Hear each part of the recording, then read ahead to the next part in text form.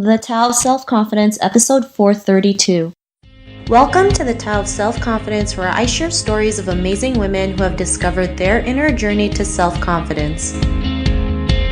Visit our website at thetaoofselfconfidence.com. Your inner journey to self-confidence awaits.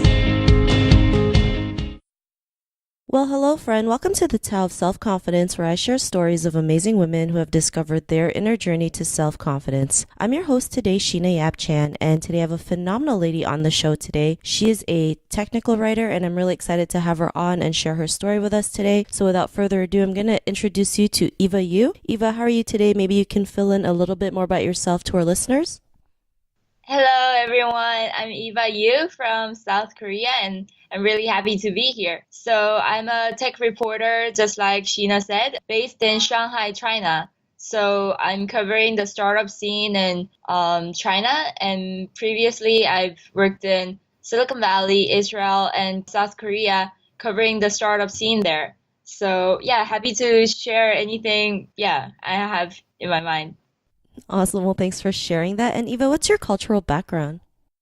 Yeah, I was born and raised in South Korea, and I spent like 1 year and a half in US when I was 10 years old. That's when I picked up English. So yeah, and then like coming back to Korea, I always wanted to like go out and explore new opportunities. So I kind of started my journey going like abroad since I was 20 years old.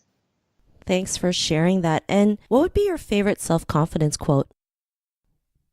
I would say your weak point is actually your strong point, and your strong point is actually your weak point. So you should never be discouraged. Like you might think, oh, I'm just terrible. I'm just so miserable. Thinking about my weak points, but actually that can breed your strong point. That's what happened to me.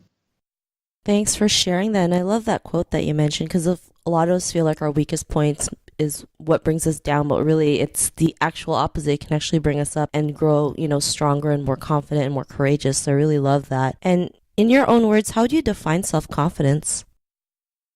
I would say when you believe that you can make a better place, I mean, even to those people around you, I think that is start of self-confidence. So the belief that you can bring value to your environment, I guess that's start of self-confidence. Thanks for sharing that. That was a great definition. And Eva, what was your life like before your discovery of self-confidence? Actually, living in South Korea in a city like Seoul is full of competition. It's like I still feel that. When I go back to Korea, I get to compare my life, my achievements with my peers, and you always feel like you're running in a competition. You should like strive to get better job, to get into better university, to have prettier appearance, get thin, get in shape, and it's all like it's actually a lot of stress to when you compare yourself with others. So living in that society, actually I also kind of I was very kind of should I say very miserable in that society, like because when I was 20 years old, I couldn't get into the university I wanted to, and I wasn't so confident in my appearance. So this kind of made me kind of always discouraged for something. And then I guess it really changed when I kind of reached out to other countries and actually traveled there and went to live there.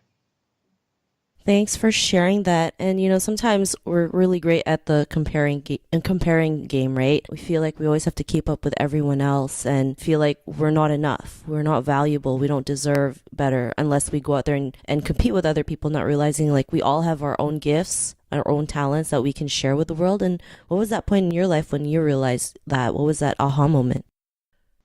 So after I came back to Korea, 11 years old, it was like 10 years after that I actually stepped out of Korea, and it was UK, England. And so I really wanted to test myself. If you wanted that bad, like you want to go to other country to live there, then try it out. Try and kind of test myself if I'm that good enough. Test that I'm kind of worthwhile. So I really kind of tried many things when I lived in UK. So apart from exchange student programs, like having some classes, I also kind of volunteered for many activities.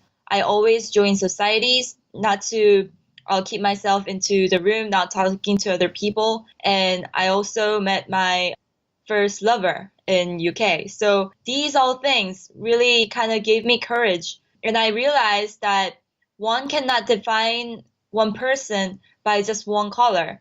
It's like in Korea, it seems that you should be like really smart. You should have really good grades so that people see you as a really bright person, successful person. But actually, I realized that a person is like a rainbow. It's like there's so many things that consist you. It's not only about your grades, but it's also about your emotions, your hobby, your relationship. You need to value your other colors as well, not only just one color that society wants you to have. And to bring that up, you should stand by yourself, I think, because it was when I got out of that my society that I really realized that I should find these strong points by myself. So little by little, these weak points actually turned into strong points, and I really appreciated it. Thanks for sharing that. And I really love how you mentioned, like, we're all like a rainbow, right? There's so many different aspects of us, not realizing like these different aspects can really help us shape up the person that we want to be or be the confident person that we are. And, especially growing up as Asian, it's like we're only taught one way. And if we go out of that one way, we're considered a failure, but not realizing that's just one person's point of view. It's not everyone's point of view. And, because of that realization, what's your life been like now? Now I realize that when you really be yourself, like you enjoy yourself on your process, like when you do your work, when you're with your loving friends, or when you're doing your hobby activities, meeting people, try to observe how those things can be combined. I think it was from this year that I really realized how things are really like combined. So for example, like I like to go traveling, and this time I've been to Vietnam, and as I traveled there, I also interviewed some startups there. So I could see how my interests, my hobby could combine with my work, and also my interests, like finding like cultural differences between countries. So it was like kind of new finding that actually you can be happy while you kind of strive to work. So this all things also gave me more confidence in my work and my relationship with my friends. So yeah, I think like after the discovery, I became kind of I wasn't feeling guilty when I kind of spend a lot of time doing what I want, and at the same time, I was like wondering, how can I make this kind of more meaningful for other people as well, such as writing this story into an article, even though I met this person on my kind of trip. Yeah. I think everything that you find meaningful in your heart has meaning to other people as well. Yeah.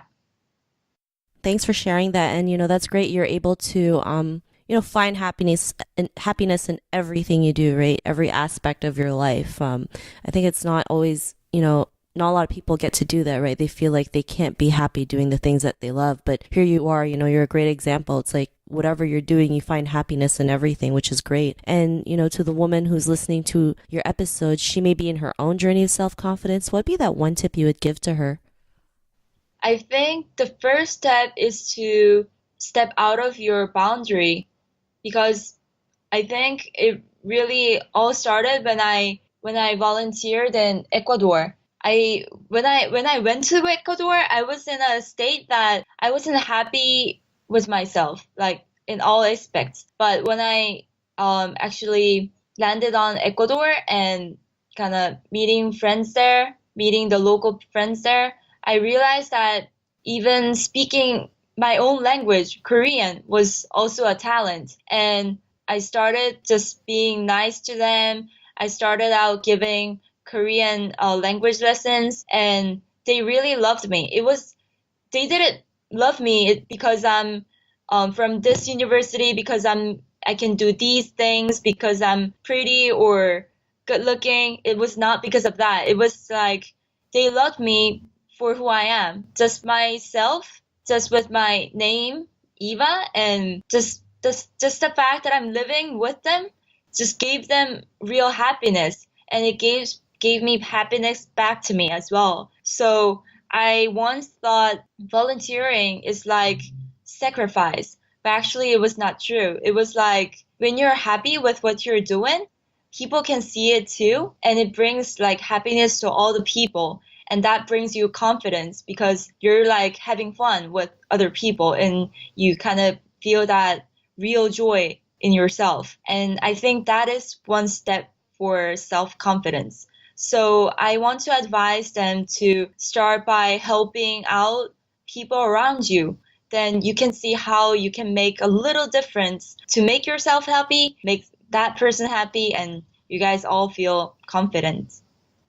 Thanks for sharing that. And, that's a great tip that you mentioned. And if our listeners wanted to get to know a little bit more about you and what you do or check out some of your writing, is there any links or social media profiles we can connect with?